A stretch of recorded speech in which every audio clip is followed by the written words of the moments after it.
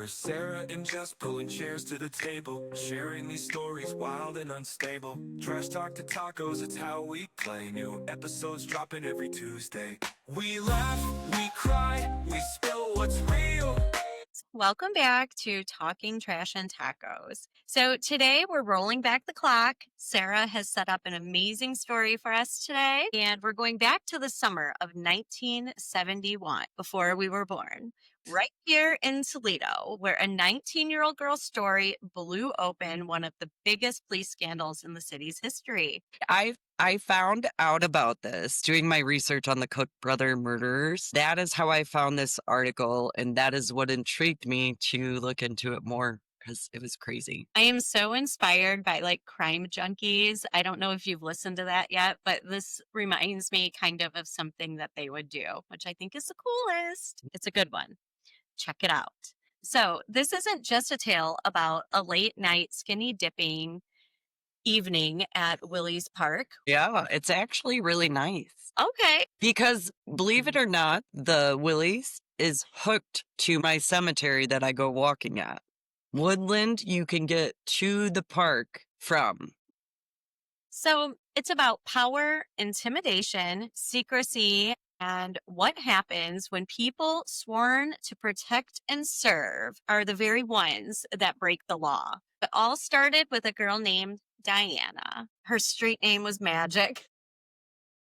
Poor girl. She was just praying for some magic to happen to turn her life around, I'm sure. That's So what it who sounds was like. Diana Mulins? She was 19 years old from North Toledo, and life was a bit messy. She was going through a divorce with an attorney from one of the news articles that I had found.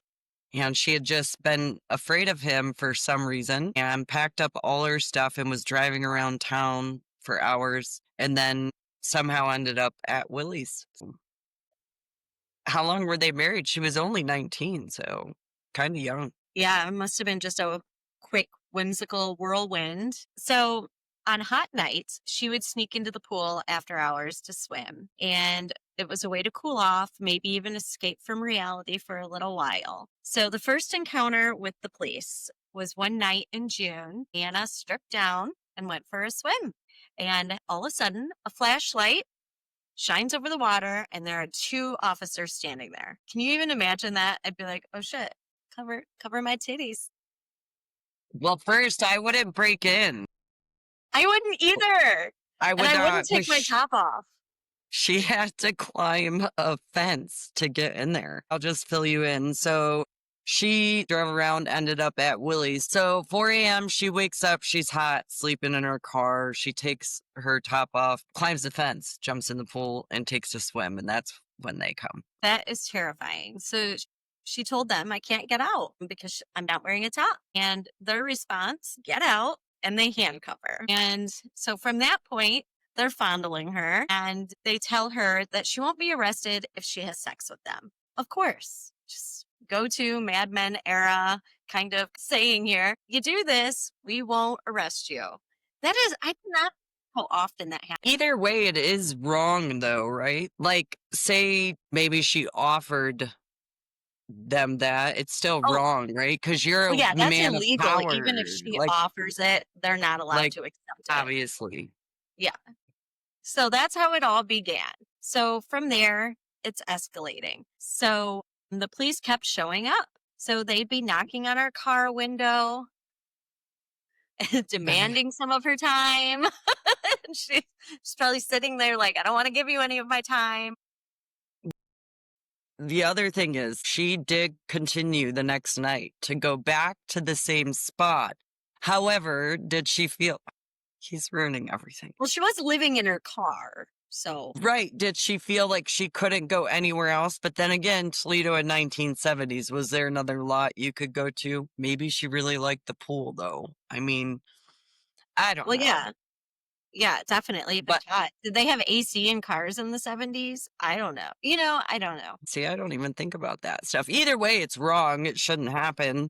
But I would not go back to a place like that. Well, no, I wouldn't either. I would have been mortified and been like, you grab me again, and we're going to find out what's going to happen next, because you're not going to be doing that again. So, right. So then It wasn't just one or two. It grew into something described as sex parties at a pool. uh, 25 to 30 squad cars would line up. Officers would strip down and they'd all go for a naked swim together because that's normal. Yeah. And they don't Dorothy hurt. Johnson. What? There was an old Blade article where they were interviewing Dorothy. Dorothy lives up on Hillcrest, which is literally across from there. And she was recalling hearing the noises and the partying and seeing all the police cars lined up in the streets. But she did not know. She knew they were swimming over there. She did not know they were naked.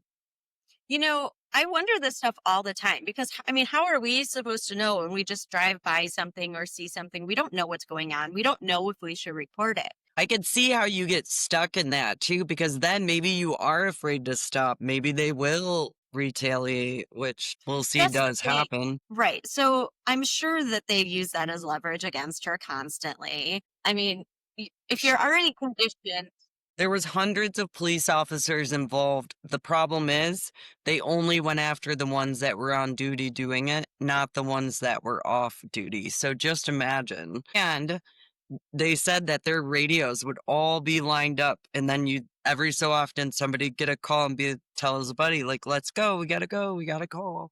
It's just crazy. I But hate it. You know, men will be men. But by the way, what is this thing with all taking turns? Like I see this all the time on shows with prostitutes. Now I would assume if it's in a show, it's probably happened. Obviously, this girl said it happened to her. Like, is it not disgusting to a man?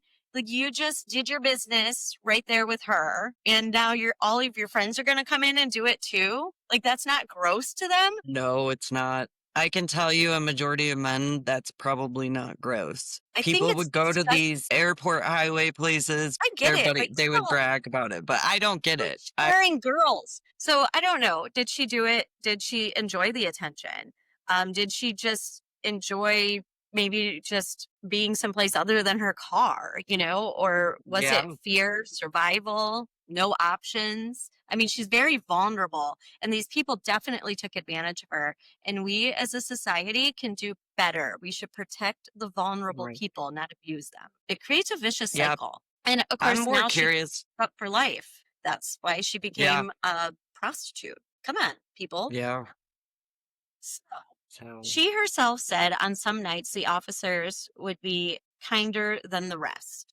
What do you think she meant by that? She said the first ones were for sure kinder than the rest. I feel like people started getting more like she was a piece of me. But soon it wasn't a choice. She was trapped in a vicious cycle. So when she refused to play along with the police in their games, they arrested her. So she got tickets for speeding, loose bolts on her license plate, broken exhaust. Stupid. Yeah. Yeah. It was just harassment at that point, it sounds like. What maybe brought up again that's crazy to me though, is she said that's not why. She didn't willingly stop and get harassed. She actually said undercover cops busted them. So where I'm confused about the whole situation of it stopping is, was it really undercovers, but the police chief didn't know? Or did the police chief know, try to brush it under the rug, but then they started being assholes, the cops, to her.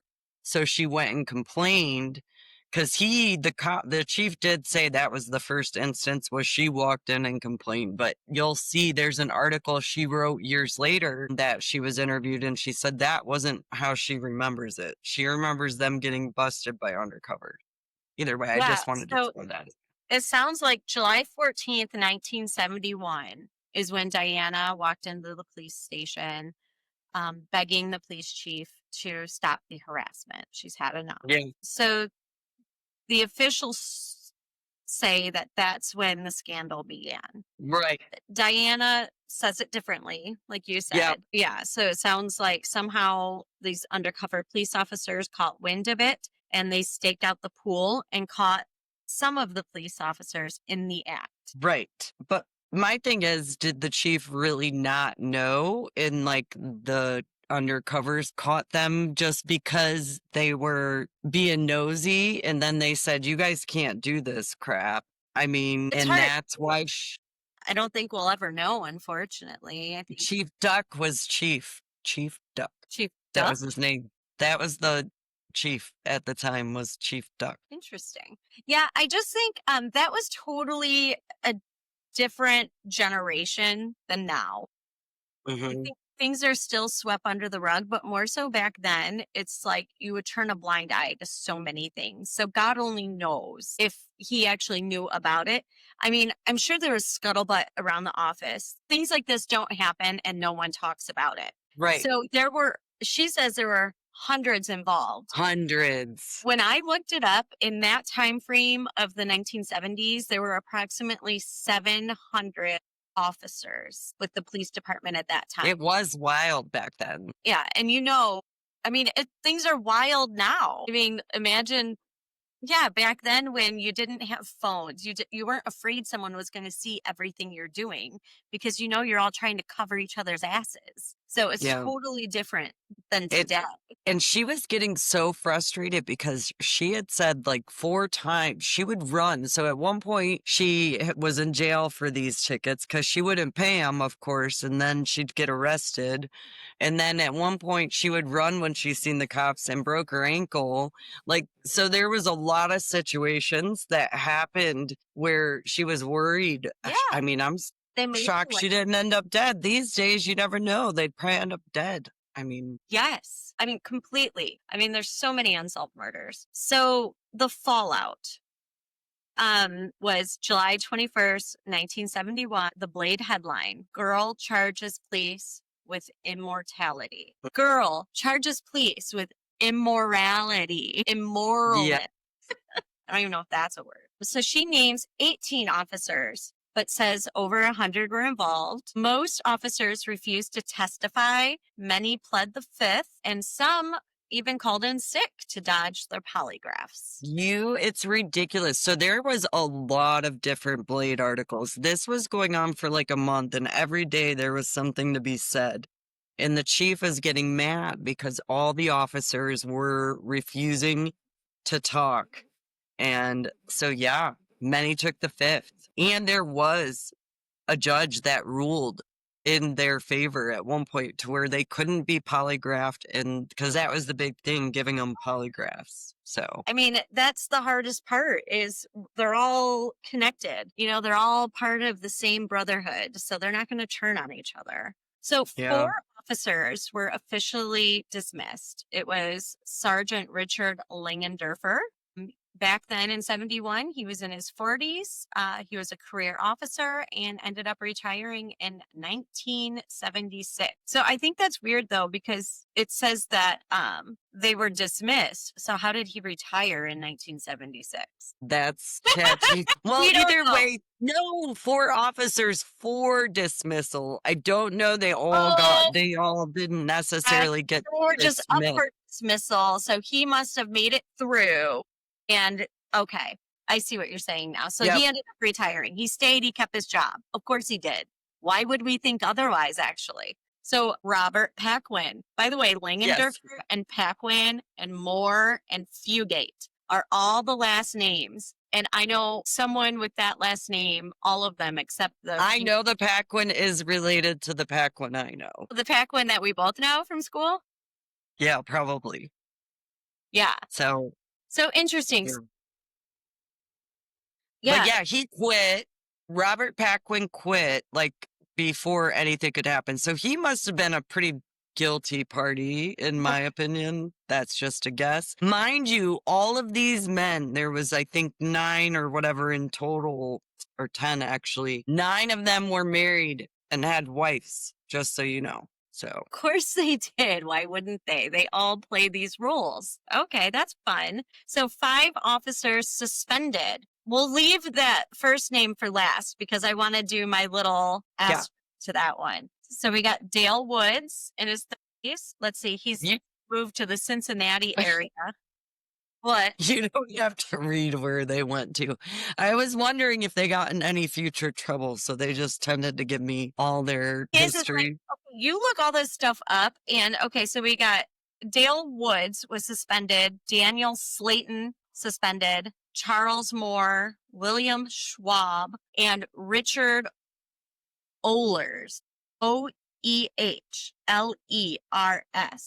all suspended for 60 days. So back when we started wanting to research true crime a little bit more than what we do, we were looking into a case of Susan Smith, disappeared in 2006. Car found behind Brook Park Apartments. She was living in Point Place. The car belonged to Sean Ohlers, which is the son of Richard Ohlers. Just saying, sounds a little sus, but quacks like a duck, looks like a duck, it might be a duck. He came up in my research. He came up because he also owns several boats. Yep. Scan Lake Erie. Susan Smith.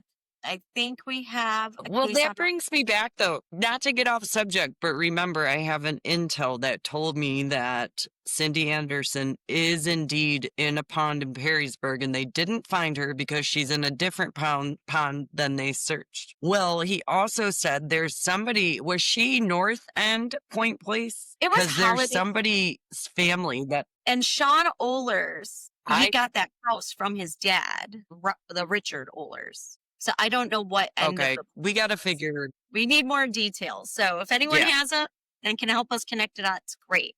But we'll stop with that there. But yes, there's a lot going on. And, you know, there's still people living. We can still find these people for their families. It's still a possibility if people are willing to talk. So a huge part of the scandal, 8 of the 9 men were disciplined. And as you said, the men were married, 8 of them. Husband, fathers, family men, risking everything for midnight sex parties with a teenage girl. It's just also, I do want to mention, she said all over Toledo she would sleep with these men. It was not just at Willys Park. She was meeting them other places as well. So crazy. It's so crazy. So her life after. The harassment didn't stop. So her tires were slashed, bottles were thrown at her car, and 3 arrests in 1 month. I mean, talk about being defeated. Like, you're being sexually abused, mentally abused, and stalked. And, you know, this is financial as well. You don't have any money, and they keep hauling you off to court. You have to pay court fees, do all these things. Like, what a struggle that was, I'm sure. I can't. Yeah, because it got cold. She couldn't be living, or maybe she did live in her car that whole time. It was not really that long of a time frame, though, obviously. Yeah. Magic became her name when she became a prostitute. And she did move to Detroit when she left Toledo. In 1972, she was convicted for soliciting.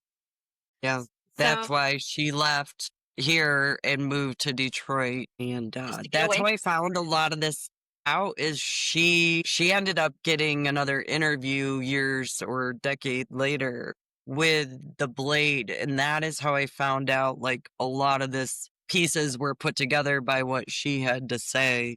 But it did get us the whatchamacallit, what is it? I don't know. We didn't have eternal affairs. We didn't have an eternal affairs.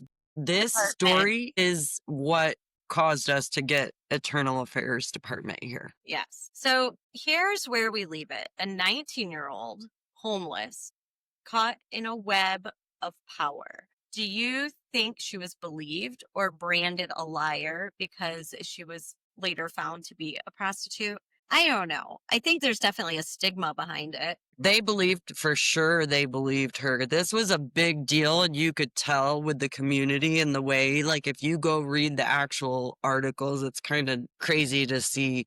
But I think they did believe her, but I feel like so many of it was still brushed under the rug. Like, the 100 officers doing this could have been so much bigger. And today, if this happened, how do you think it would have been handled? Which, by the way, 1958, 8 Toledo officers were suspended for sexual relations with a 16-year-old too. So I don't have more information on that, but that'd be a cool one to look into, you know, eventually.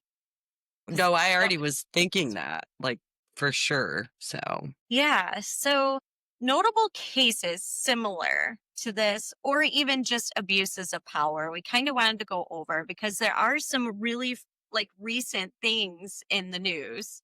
Yeah. So back in 2024, Chief John Farley of Circleville, Ohio, there was an internal investigation that uncovered the acting deputy chief, John Farley, admitted to having sex with a 40-year-old woman in his unmarked police vehicle while on duty. Additionally, a probationary officer defied orders by frequently seeing a 26-year-old woman while on duty. So, I think it's just a culture that they've just created to where they feel like they can get away with this. Obviously, Yeah. otherwise they all wouldn't be doing it, right? And when I say they all, I'm exaggerating, but that's why these individuals are doing it, because they think they can get away with it. It's the thrill of it's the thrill of being caught and not getting caught. Kind of like the police Yeah. officer that didn't scan all his items. Or just today, I seen an article of a drunk, Yes, you can doesn't mean you should. right? And did you see the cop that went to a house call drunk and they called and said, "Your cop's here drunk"? Like, oops. Oh yeah. Yeah, that's on here. Yeah. Yeah, so there was also an incident in 2024 in Columbus, Ohio, where Vice Detective Andrew Mitchell, while not strictly a sex for power case, the scandal involves abusing sex workers. So Mitchell, a longtime Columbus Vice detective, pled guilty to kidnapping sex workers under the guise of arrest and would then, violate them. And he was sentenced to 11 years in federal prison. Just what he deserves. I mean, that should be a wake up call to all the police Yeah. officers out there abusing their power. Like, you can be prosecuted. That's not beyond you just because you're a police officer. So here in the Toledo Police Department, we have Raul Jaso. Are you familiar with this case at all? No, So I don't he think so. had resigned amid sexual battery conviction. So he resigned from the Toledo Police Department effective April 15th, 2024, while an internal affairs investigation, thankfully to Diana, we have this now, was Yeah. underway. The probe stemmed from allegations of rape involving a woman in his home in Northwood in 2023. I do recall, I do not remember much about the woman because not that it matters. I mean, if a police officer Whoever it came is. up to me and made Yeah. me feel like I had to do something, I don't know if I would do it, but it depends. Like, am I afraid he's going to kill me? Because I do think that way. I do feel like they think they can cover things up. I don't know. I mean, I wouldn't want to willfully do this, but would I? I just think it depends on how they say it and what kind of pressure I'm under. Would you do it? No. I mean, I don't know. I think People in power. Yeah, there's a lot of things like, is he holding a gun to my head? Is he acting like he's going to shoot me up with some drugs or something? I mean, it just depends. I don't know. I Does don't know he what know one secret of your life that you don't want anybody to know? I mean, anything. that's the thing. It's like they can come after you. I think there was something like this before. I'm not going to get into it though. Another day. So the legal outcome was that he pled no contest, and the charge was reduced from sexual battery in Wood County, but he does have to register as a sex offender. And I think that's great. Now, this is another one. This is recent. Jeremy Burnt. He was fired for buying marijuana while on duty. I know him. He's Oh, do my you? friend on Facebook. Yeah, I Well, know him. I feel kind of bad for him. Number one, duh, Jeremy, not the best idea you've ever had. No. But tough lesson to be learned, right? I mean, this is your livelihood you're dealing with here. So, incident overview. Veteran officer Jeremy, of 20 years on the force, was caught on video in December 2024 acquiring marijuana from a non-licensed vendor while on duty in uniform and in a marked Toledo police vehicle. Was that like a cry for help? Was he like, help me, because that's like way too much. I mean, you don't even take that. I wouldn't even take that risk, especially now everything is recorded. And that is literally around the corner from here. I remember It's the right. first time I went to a dispensary, I felt like I was doing something I shouldn't be doing. Like, I didn't want to go. I was mortified. You have to give them your driver's license. I remember my husband's like, are they going to put my name in the system? Because I don't do this stuff. And I was like, you just go wait in the car. This is not about you. This is about me. Yeah. It's But, funny. yeah, Now he's probably given his ID. Oh, I'm just kidding. No, he hasn't. but yeah, so I feel like there are things coming in the near future. So I looked up a few things because I feel like he might be a poster boy for this, but he did it all the wrong way. Like, okay, if you did want to buy it, wouldn't you go not in the town where you're working? You wouldn't be in your uniform. And I'd probably take my own personal car or maybe even a friend's. I don't know, just say. But, I mean, I think at one point alcohol was illegal, right? Now it's legal and we can drink it when we're off duty. Some states have taken that into their own hands. They no longer do drug testing for employment in some states, such as Hmm. New York. I think Minnesota is one of them. So they are adopting these type of rules. It's just, still too new to have all the nuances in place. How do you feel about that? Do you think the states should reform a little bit as far as being more lenient now that especially if it's a state where you can legally sell that? Yeah, definitely more lenient on marijuana for Yeah, sure. like, I don't feel like a police officer should lose his job for doing that No, if I he's think not in his that's silly. uniform and if it doesn't affect his job, you know. Right. So Exactly. I do feel kind of bad for him in that aspect, but at least he wasn't raping people. I mean, should have just waited till you were off the clock to do that. A little I bit. do know another Toledo police story. Okay. So, my hairstylist, I'm not going to name her name, but she said that when somebody she knew was in classes to be a cop, there was somebody with him that was also in the class. And all of a sudden, a video started circulating a room. It was a porno of said woman applying to be a cop and her ex. And so all these cops are watching this video with her in the room and they had to like investigate. She almost didn't get to become a cop, but she was found to have done nothing wrong. Yeah, I am so glad she was able to get through that, and that's great because just like teachers being on like OnlyFans or whatever it's called. I I'm mean, friends with one of those too, the lady who got fired from Holland, Springfield's yeah, school. that's interesting And friends. she's thriving on Good for her her. Facebook page. The girl I'm talking about, props to her for doing her. She's a badass too, by the way. There was a Walbridge police officer that responded to a service call while intoxicated. I think that's the one you were talking Yes. about. And Did you? I didn't see the video, no. But he was immediately terminated because, yeah, you don't need to drink on the job, people. Yeah. He You're a was cop. How are walking you up. going to make good choices? He fell on the way to the door of the house. Stop it. He fell down in the street, they said, and then he got there and their car door was open. So obviously it was like a car got like gone through. So then all of a sudden you see all these other cops arrive and then she's talking to him and she's like, "Oh, I don't know what that's about." And he's like, "Yeah, me neither." And he starts stumbling to the 8 officers and they immediately give him a breathalyzer and he must have Well, failed. and good for them because how intimidating to have to do that to your superior. Like, why would he put them in that position? That's awful, actually. But also, he's never going to live this down. So I do feel kind of bad for him, too. Like, but all It's around, like one of those moments you're embarrassed for somebody. Are you embarrassed for them? I have extreme empathy like that. Like, I can definitely feel all the feels of what I feel like other people would be feeling. So there's also this Deputy Matuszewski.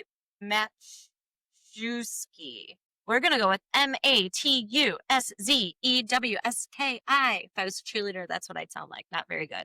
So July. P-O-L-Y-S-H. Polish. Yeah, love it. So July 18, 2025, arrested following multiple DUI incidents and a hit and run. What? You're a police officer. You can't hit and run. Like you're going to get away with it. So he was found slumped over in his vehicle, which is sad because he's obviously got a problem. I mean, and the other guy that was stumbling to someone, he has a problem too. This is called alcoholism and they need some help. Yeah, if you can't keep it together and go be a cop without being drunk, I mean, that's just crazy. I can go to work without drinking or being on drugs or whatever. So, There's too many social media people out there. Like, you can barely get away with anything. You're going to be recorded these days. There's this Kyle Howell, too, in 2023. He resigned amid an internal probe over allegations of excessive force. I don't know what that's about, but apparently... Like George Floyd situation, excessive force.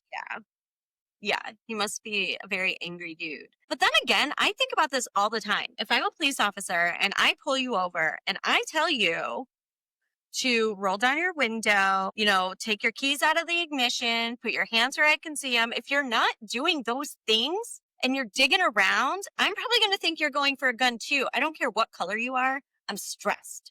So I would probably accidentally shoot someone, or I would be aggressive wanting to knee someone in their head too.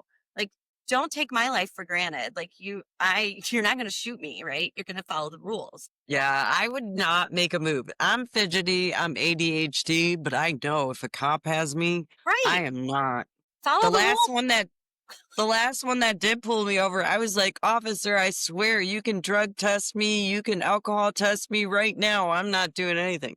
He laughed. But there's just some crazy stuff going on. We have a friend who was pulled over and they gave her a breathalyzer. She passed. Somehow she still ended up in jail overnight. And then she called the next day to get clarification. And she called to get the information and the officers involved. And they said they don't even have it down that she was booked or that she was there. So this shit still goes on in this day and age. And I think that's extremely scary, especially if you blow for them. Therefore, what they did had to be taken completely away. I feel like you're right. It happens way too much, probably. So anybody, if you have a shady cop story that you'd like to talk about, let's do it. And we're not saying all cops are bad. We're just saying... Many great ones. But, we all want to hear the interesting stories. But we like to shed light on positive stories, too. So we'll be coming forward with some positive moments. But in the meantime, these are just the things we need to talk about and be aware of, because these are the, underreported things that we don't hear about. I didn't know there was a police scandal of 1971. Right? Meaning? So now we all do. So thanks for joining us. And thank you, Sarah, for finding a cool story. And share with us what you think and if you know anyone. If you're a Paquin and you want to talk about it, give us a call. Yes. And eat tacos. Yes. Till next time. Good ones.